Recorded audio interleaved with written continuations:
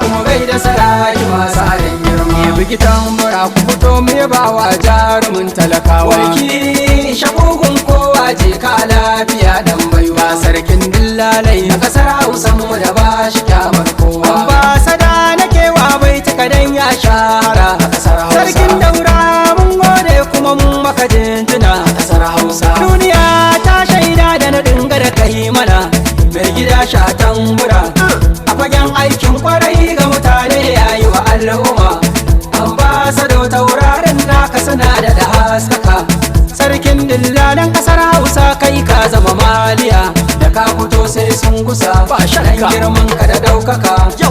A yirnin ku yayan mage ba kwacin masa dan baiwa. Kyauta rabiye masa tawaye ma zai hana dan baiwa. Batun sarautar nan naka na zo zan ambata dan baiwa. Sarkin dillalan kasar Hausa gana ma burko dan baiwa. Ga talakawa mun yaba maka jigon al'umma dan ka kai shakurkundun kenan kuma ba kai ka ba.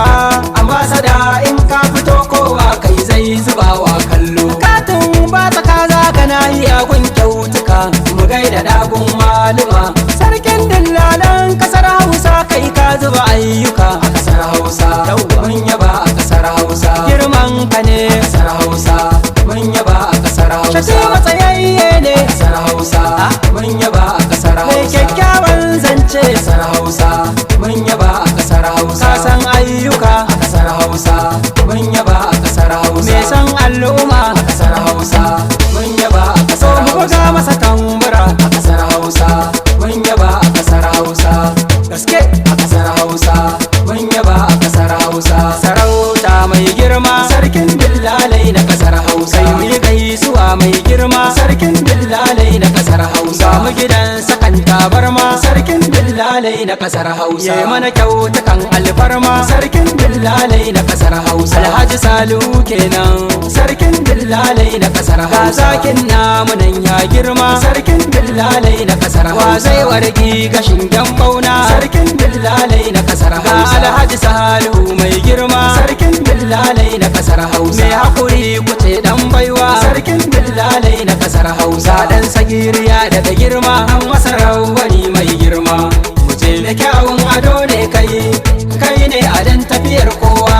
Ambasada duk mun yarda tafi lafiya ambasada gaba mai girma. Yau duniyar ta san ka Salihu sannan mazan fama. Ga al'umma kai ka dau maki Salihu sannan mazan fama. Ko ina yau muna jin sunan ka Salihu sannan mazan fama. Jan zaki mun fada ga taken ka Salihu sannan mazan fama. Magautan ka sai dai sun barka Salihu sannan mazan fama. Dan daukakar ka ta kai sun ganka Salihu sannan mazan fama. Sarkin dillalai na kasar Hausa mu mun yaba domin sarkin dillalai na kasar Hausa mu mun yaba domin ka kai. Kan ka harkar fili Salihu duniya ta san sarkin dillalai na kasar Hausa mu mun yaba domin ka kai. Ambasada ya iya mu'amala da ma'aikata mun san wannan dillalai na kasar Hausa mu mun yaba domin ka kai. Batu na fili in dai ka zo gurin shi lallai ba ko karwa. Sarkin dillalai na kasar Hausa